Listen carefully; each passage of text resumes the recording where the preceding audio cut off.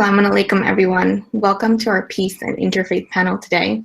My name is Mehnaz Ladha, and I am a Talent and Org Development Coordinator with NBC Universal, as well as co-founder and Executive Director of Operations with the Sahifa Foundation.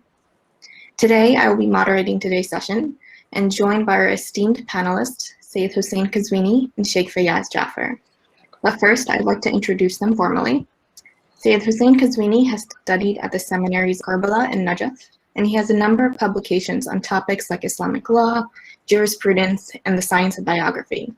He holds a bachelor's in Islamic studies from UC Berkeley. And Shaykh Faiyaz Jaffer has also studied at the seminary in Karbala. He is currently the associate chaplain and research scholar at the Islamic Center at New York University. He holds a master's degree in Islamic studies with a concentration in early Islamic history. Thank you both for joining us today.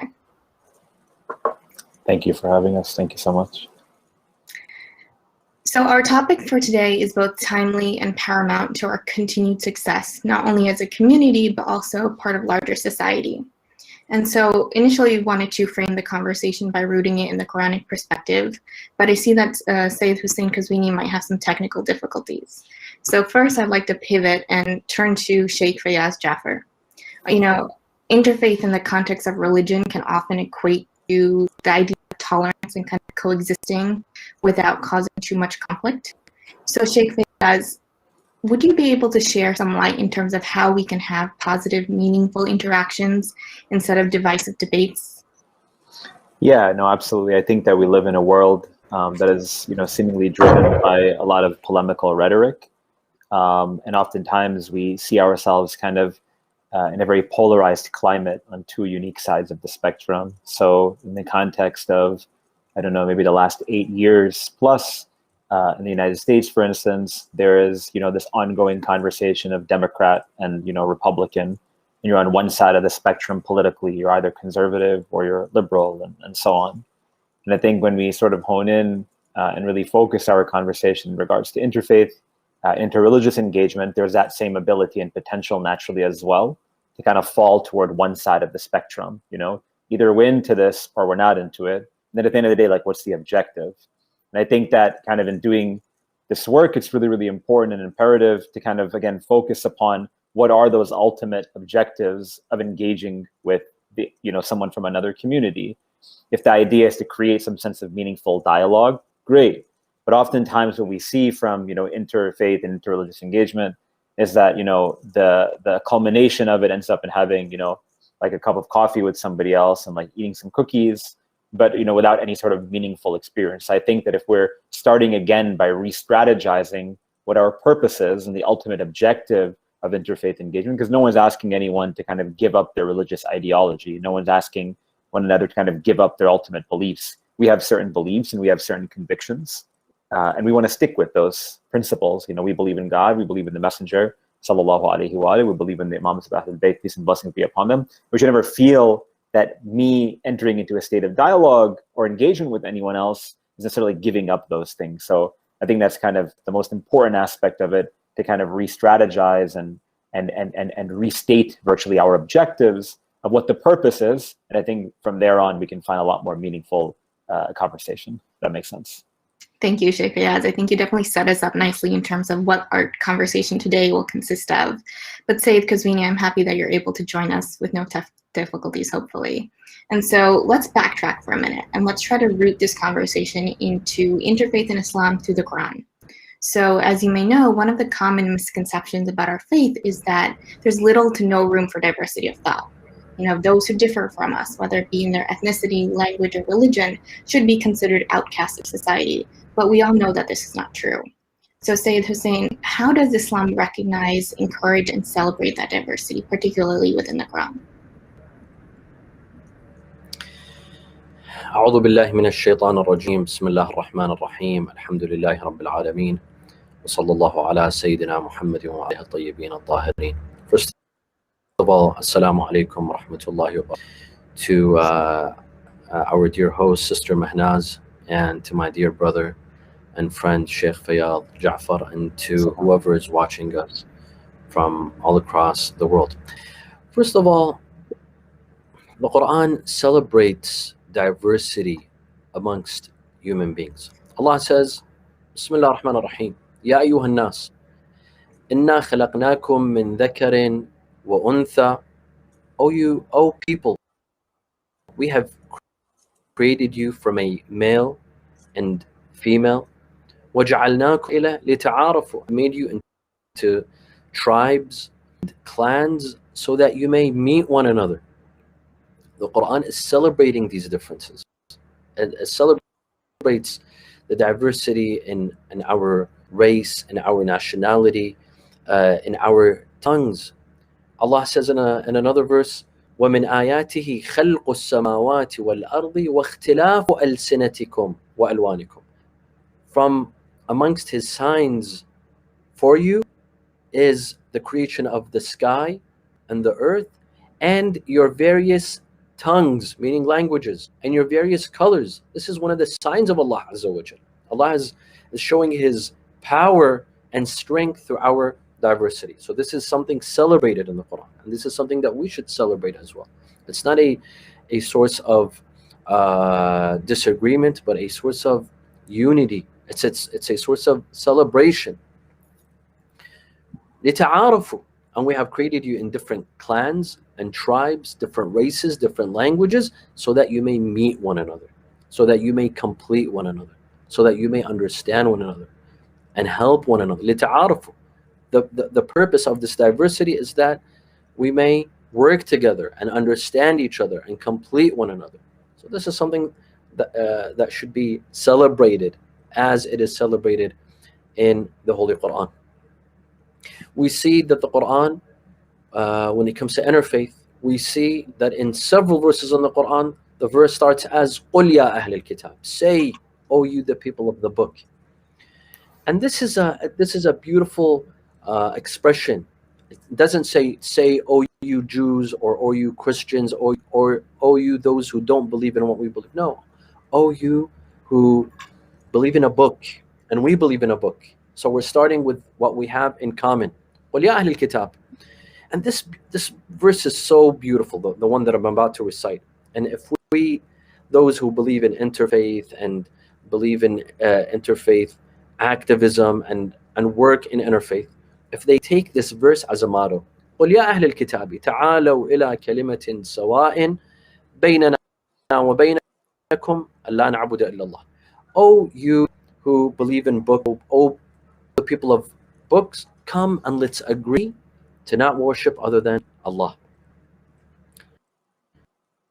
And that's what we have in common with the people of the book. Starting, we have in common the Quran on this. I'm running out of time, but the Quran encourages interfaith. The Quran encourages dialogue of faith religions in a peaceful manner, in a civilized manner. Yes, absolutely. And I think the Quran is always a guiding principle in our lives. But we also know that we can look to the lives of the prophets and the imams and look at how they interacted with people from all different walks of life. So Sayyid Hussein, I'd like to ask you if you can share some examples about how these personalities approached this topic back when they were alive, and what kind of lessons we can learn and maybe apply in our lives today. When we look at the lives of Ahlul Bayt, we see nothing but respect for followers of other religions and other faiths. One day Rasulullah sallallahu alaihi wasallam was sitting with a group of companions. A funeral passed by. Rasulullah stood up and out of respect for the corpse. They told him, Ya Rasulullah, this is the corpse of a Jew. He said, so what? But he's a human. I respect him because he's a human. Rasulullah was giving us a lesson that it doesn't matter whether he's a Jew or a Christian or a Muslim. I respect him as a human being. We all know the famous hadith by Amir al-Mu'mineen, who said, people are of two kinds, either your brethren in faith or your counterparts in humanity. One day Amir al-Mu'mineen had a guest, a Christian guest. When he left, he walked him to bid him farewell. He told him why. He said, because this is what we believe in our faith, to respect. One day Amir al-Mu'mineen was in the desert walking with a Christian. And when they were about to depart ways, Amir al-Mu'mineen walked with him with the Christian friend towards his journey for a couple of steps, and then he returned back. He told him why. He said, because this is what Islam teaches us. Even if it's a Christian or a Jew or a Muslim. He said, this is the ethics and morals of prophets. And when you look at the lives of all the other Imams, you see nothing but respect and honor for people of other faiths and religions. Imam Zayn al-Abidin, one day, a Zoroastrian was mentioned in an ill way in the presence of Imam Zayn al-Abidin. Imam Zayn al-Abidin said, no, don't say this. Don't say this. Every religion has its own form of marriage. That person made an ill remark regarding that person's lineage. He said, no, don't say this. For in every religion, there's a form of marriage. So Ahlul Bayt exhibited utmost respect and akhlaq towards people of other faiths and religions. Great, thank you so much. And Shaykh Faiyaz, with that understanding of how our prophets and imams live their lives, and I'm sure there are ample examples in addition to what has been shared already, but can you provide some best practices for navigating these conversations in the 21st century? You mentioned it earlier, we live in a very divisive, very hostile world where people are typically trying to find ways to argue. So in this context, what can people do to have a meaningful conversation? And if you can elaborate a bit more on that goal that you mentioned earlier. Yeah, no, for sure. And I think that Sayyid Hussein, he was a lot more eloquent in his explanation than I, but just to pick up where he left off. Again, starting with this understanding of mutual respect as the foundation and the guiding principle, not only of the way that we engage interfaith engagement, but the way that we engage engagement with people in general, right? Because these issues of divisiveness and of kind of falling on extremes in conversations is a problem that we find within our own communities as well. And I think it's an important aspect for us to start off with that foundational principle. The verse of the Quran in chapter 16, God states, "Udu ila sabila rabbik bil hikmati wal maw'izati al hasana wajadilhum billati hi ahsan." It says, call people to the way of your Lord by being wise, bil hikmah. And some commentators of the Quran have defined hikmah as knowing when to speak and knowing how to speak. Wal maw'idat al-hasana, and virtually using beautiful language, for lack of a better definition, lack of a better translation. So I think if we're starting off with this idea, calling people to the way of God, what's the way of God? Other than, the names and the attributes that he describes himself. Bringing people toward mercy, bringing people toward justice, bringing people toward compassion, bringing people toward the ultimate and most sublime qualities and values founded within community and society, that every single human being, whether you're a theist or non, embraces. Everyone loves justice, everyone loves beauty, everyone loves love, everyone loves these sort of foundational qualities or sublime sort of qualities. And I think, again, if we're starting with this, maybe ayah of the Quran as a model again in approaching, then we do so, we bring people toward those most purest of qualities and values. By knowing when to speak, knowing how to speak, bil hikmati wal maw'idat al hasana, and by speaking, politely, in those famous anecdotes between the Imams of Ahlul Bayt and those who may have spoken poorly to them. For instance, in that famous narration, which I know that is often sort of also narrated, on our pulpits, a man who comes to Imam al-Baqir and he speaks to him poorly, and without, getting into the whole details, the Imam would respond to him by telling him that, if what you say about me is true, then may Allah forgive me. And if what you say about me is false, then may Allah forgive you. How can, when someone speaks to you poorly and you respond like that, it's the end of the debate, it's the end of the conversation, and at the end of the day, this man, he comes and he states, that I believe that there's no God but God, and that Muhammad is his messenger, and that you are the representative of God on earth, because you've demonstrated by means of your akhlaq, right? You've demonstrated by means of your etiquette. So again, I think, without getting into so many details, because I think the question was partially answered by Sayyid Hussein prior to mine. When we start off with that perspective and that view that we want to have respect for one another, we want there to be positive outcome and engagement, and maybe we'll talk about it later. But at the end of the day, what is the strategy kind of beyond the interfaith engagement and dialogue that we're enduring, or that we're aspiring for? When we know that we're working toward a common goal of making difference in our local communities, grassroots, society, so on, there's that much more opportunity for growth. That's great. And that kind of leads me into my next conversation. You know, many of us can recount a time in our lives where we've been engaging in a conversation where there's a form of proselytization. You know, people are trying to convince other people to convert that my religion is correct, your religion is wrong. And in the context of interfaith, Shaykh Faiyaz, how do we really reconcile that and make sure that we're having a conversation? And we touched upon it already in terms of having that meaningful debate, having that right intention. But more so, how do we avoid trying to tell people that their religion is wrong and that Islam is the true message? Because we are constantly encouraged to spread the word of Islam like our imams and prophets that came many years ago, and we're doing it today. So can you shed some light on that? Yeah, for sure. I want to go back to that verse that was mentioned earlier as well.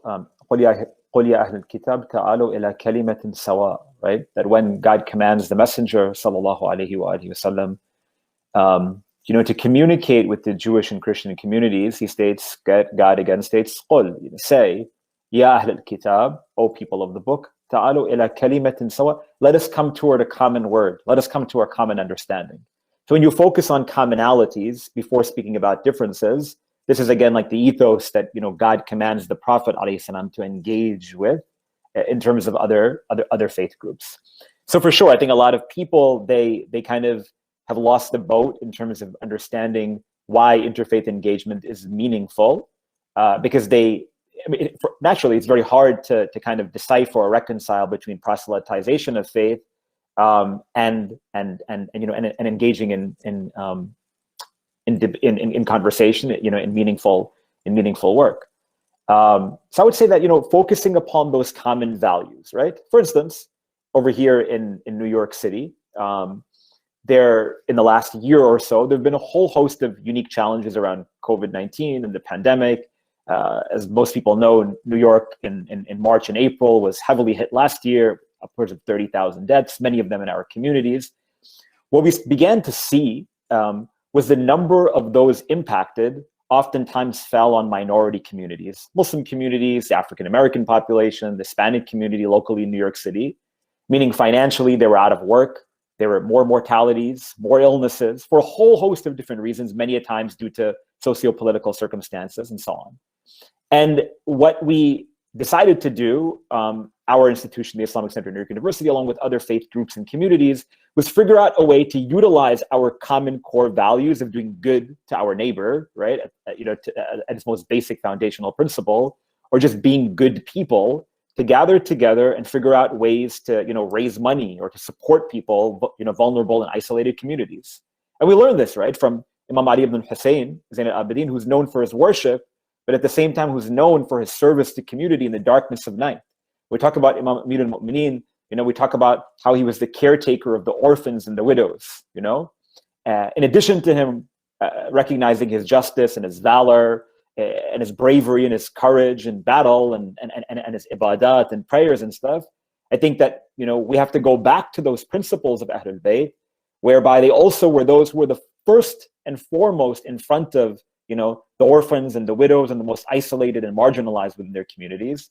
And just over here, you know, our center, across sort of Sunni Shi'i divide, and then even more so over the last year, we've been able to raise more than $3 million, right? Which I think is really, really remarkable. And, you know, I'm blessed and privileged to be a part of that.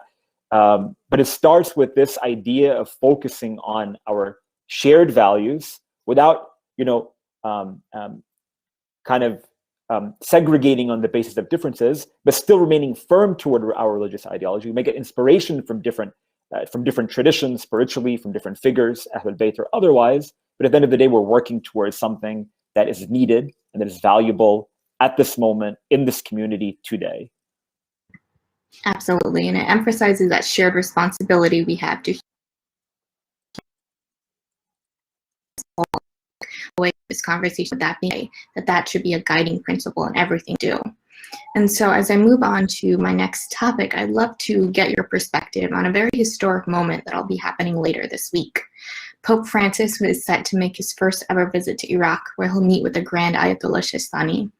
So Sayyid Hussein, how significant is this moment in Islamic history, and have we ever seen something like this before? Bismillah ar-Rahman ar-Rahim. This moment is extremely significant because we have never had in the history of the Pontifex, in the history of the Vatican, where the Pope had come himself, not a delegation of priests or fathers. No, he himself is to Iraq, number one. This is historic for Iraq. And number two, to the city of Najaf, and to meet with the top scholar of Shia Islam, the top marj of Shia Islam. This is extremely significant because it has never happened before. Of course, we all know that this Pope Francis, he's special. He's different from his predecessors in his humility, in his public relations. This will be extremely significant. Why? Because first of all, it's going to bring, Najaf is already on the map. People have heard of Najaf, but it will more so come on the map. Shias have been neglected. Shias have been abandoned and ignored for so many years. Their rights, their political rights, their religious the religious persecution that has taken place against Shias for centuries. Even in countries where they are the majority, like here in Iraq. In Iraq, Shias have gotten some of their rights in the past 2 decades. Otherwise, here they are the majority, but they have always been run and ruled by the minority. So Shias have always been the underdogs. They've always been booted. No one has given them the rights. We hope that this visit by the Pope, which is a very important meeting, it will bring back Shias back on the map, bring back Najaf on the map. We'll realize the significance of Shiism, the significance of the Marja'iyya, the Grand Ayatollah, who has played a very, very important role in the stabilization of Iraq, and not just Iraq, but the entire region. Iraq on the verge of going into a civil war. Shaykh Faiyaz knows this. He was in Iraq for at least 2 years.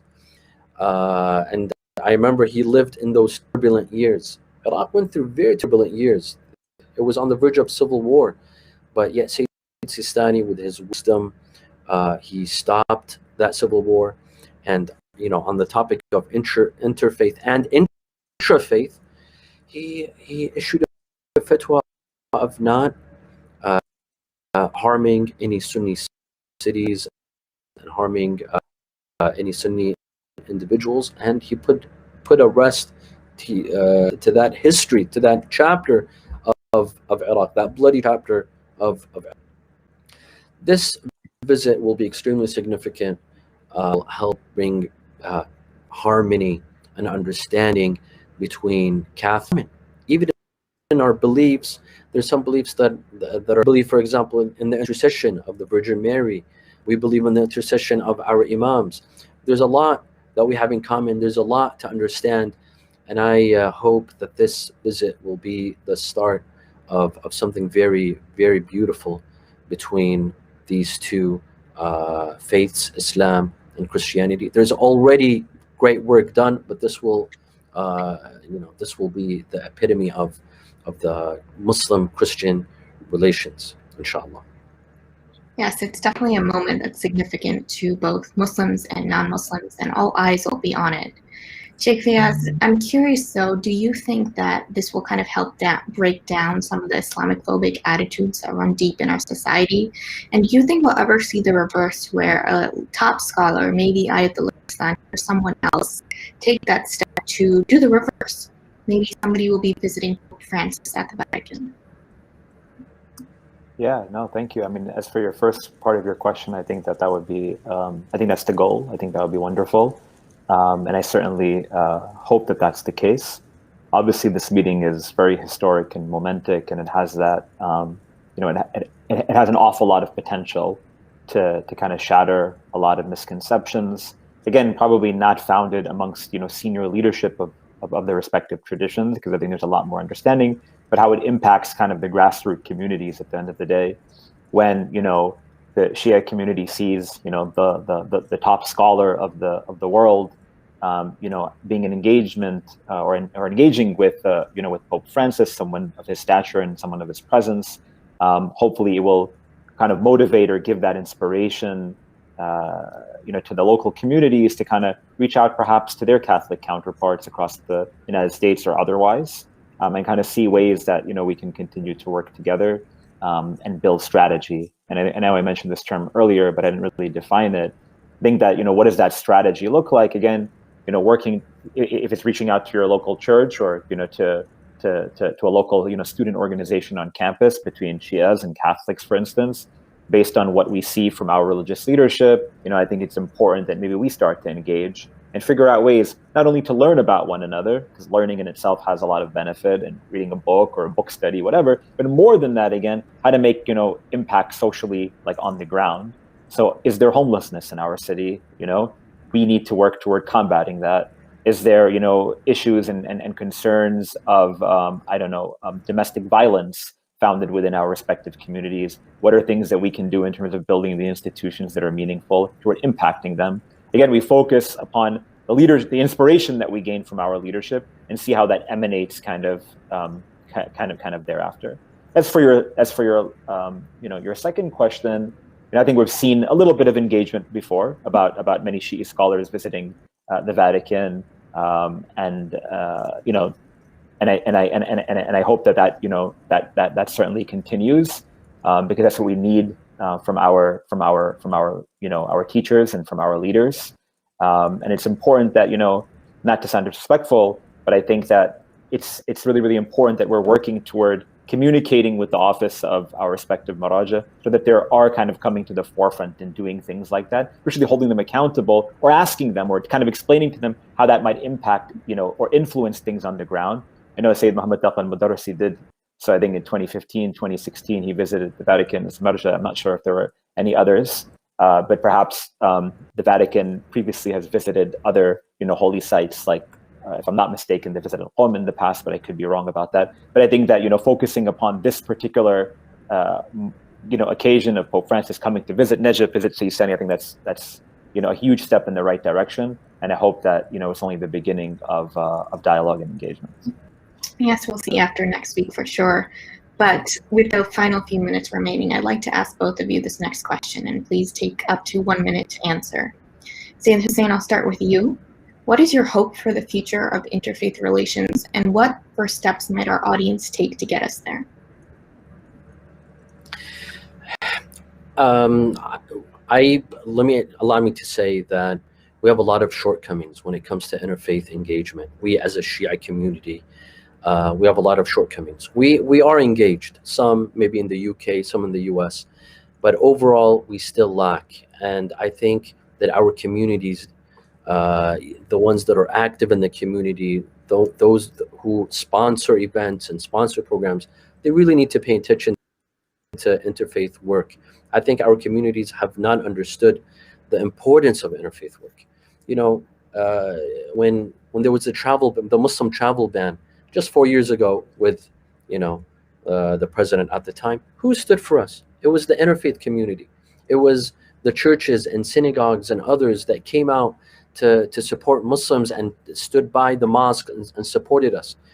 So if our communities don't realize the significance and importance of interfaith work, we won't get anywhere. We have to make create awareness in our communities that this work has to go forward, inshallah. Great. And Shaykh Faiyaz, in 1 minute, what is your hope for the future of interfaith relations? Yeah, my hope is, that it goes again kind of beyond the symbolic sort of gatherings that often take place. It's not about, faith leaders or community leaders to kind of get together, like take a photo, put it like in a newspaper somewhere. I think that's useful and it's beneficial sometimes, but I think at least kind of in the United States, it's happened so often that it kind of gets played down in terms of the impact or potential that it has to make impact. So what